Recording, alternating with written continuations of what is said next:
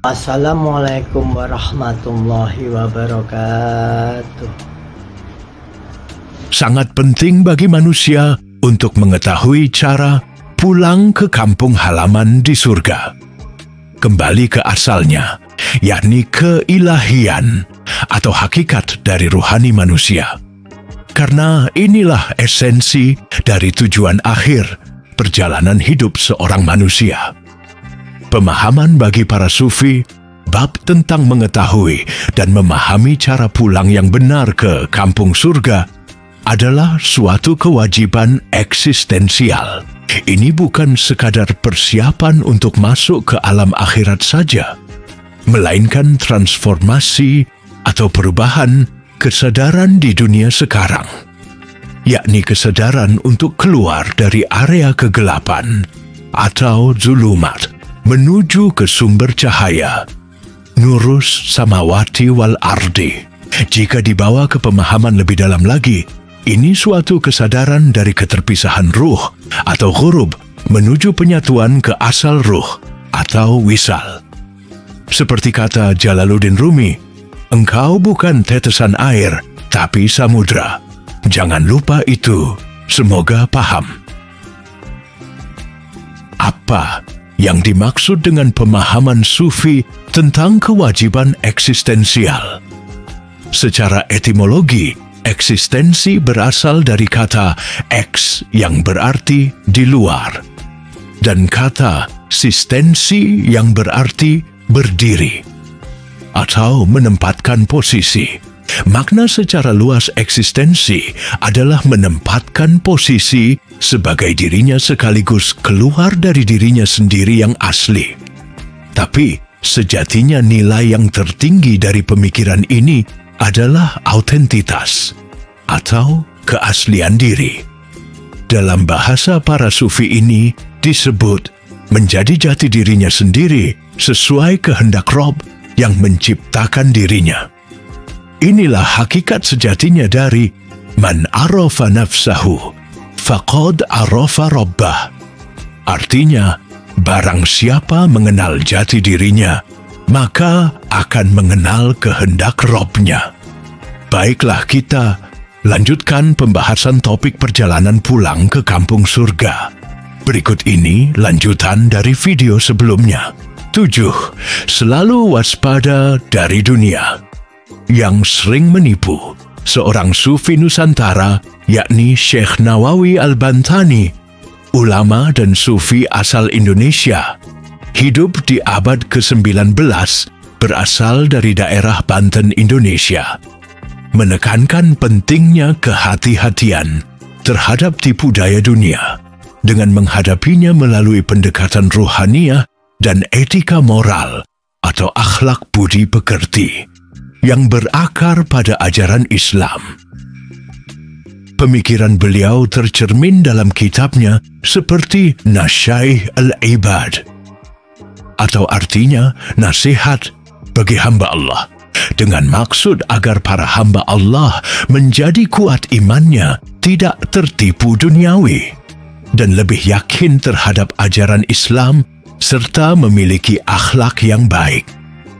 Juga dalam kitab tafsir Marah Labid, di mana kata marah artinya tempat peristirahatan bagi orang yang datang dan pergi, dan kata labid artinya berkumpul mengitari sesuatu.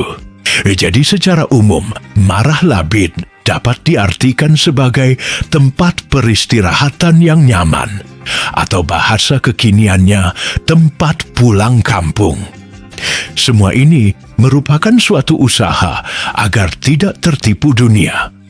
Sejalan dengan pandangan klasik Islam tentang sifat fana kehidupan dunia dan lebih memprioritaskan akhirat. Sesuai Quran surat Ad-Duha ayat 4 yang berbunyi, "Walal akhiratu khairul laka minal ula."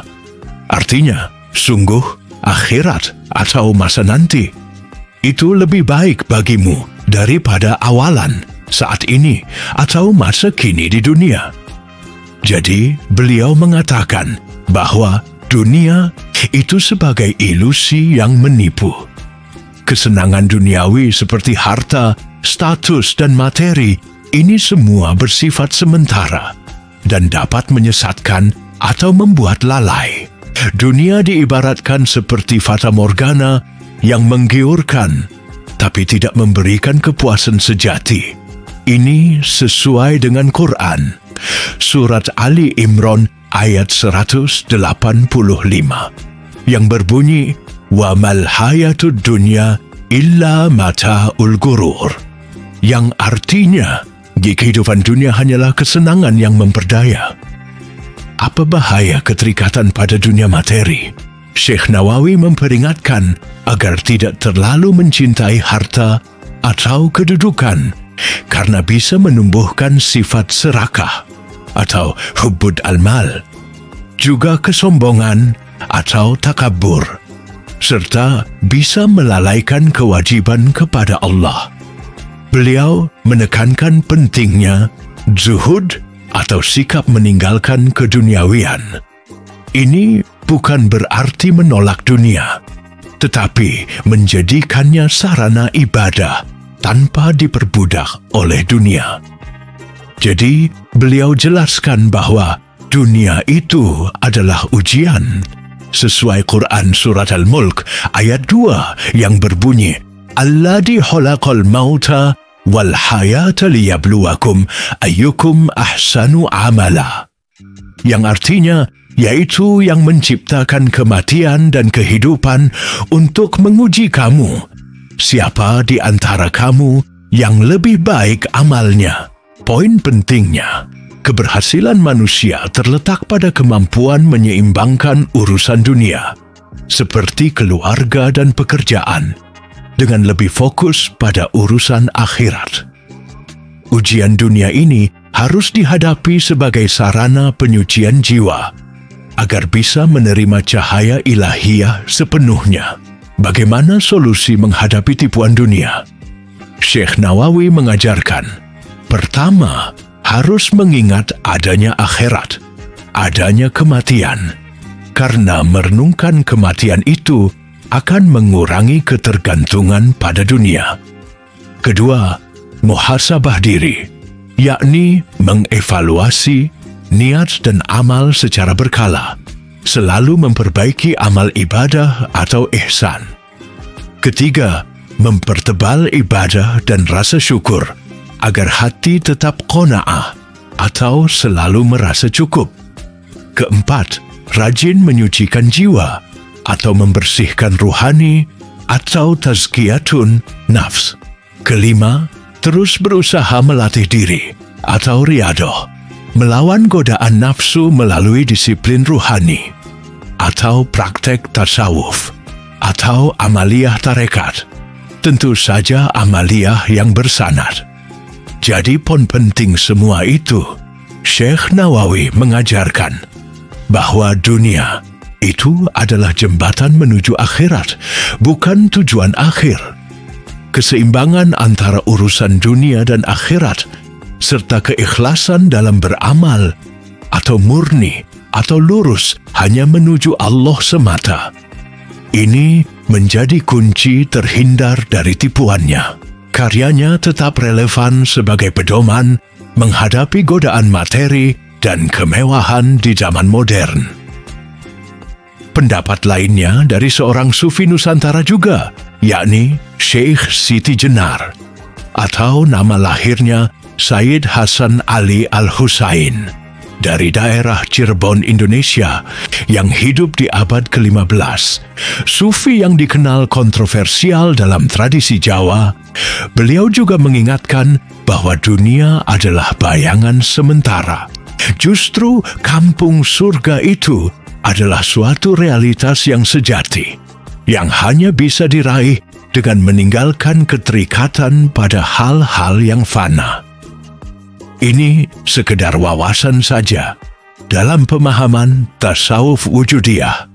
Dunia itu dianggap sebagai manifestasi Tuhan, tetapi manusia itu sering lupa melihat sang pemilik di balik ciptaan. Karena Allah itu melingkupi segala sesuatu, bab tentang ini akan kita bahas di video selanjutnya. ada lagi pemahaman dari Sufi besar Imam Ghazali yang hidup di abad ke-11 sampai 12. Dalam kitab Ihya Ulumuddin, beliau menyebut dunia sebagai jebakan syahwat yang akan menjerat kolbu. Beliau membandingkannya dengan ular yang licin di luar, tapi beracun di dalam. Manusia perlu waspada karena dunia itu menawarkan kesenangan palsu yang membuat lupa akhiratnya. Jadi, ajaran untuk zuhud atau bahasa kekiniannya menyepi dalam keramaian atau menepi di tengah-tengah. Ini bukanlah membenci dunia, tapi poin pentingnya tidak tergantung lagi pada dunia. Hati atau kolbu harus diisi dengan zikir, bukan kekhawatiran duniawi. Kemudian bagaimana pandangan bapak para sufi, Syekh Junaid al-Baghdadi yang hidup di abad 9 sampai 10. Beliau menekankan bahwa tauhid atau keesaan Tuhan itu sebagai inti dari kehidupan. Menurutnya, dunia adalah ujian yang akan menguji apakah manusia bisa menjaga kesadaran akan Tuhannya di tengah godaan materi atau tidak.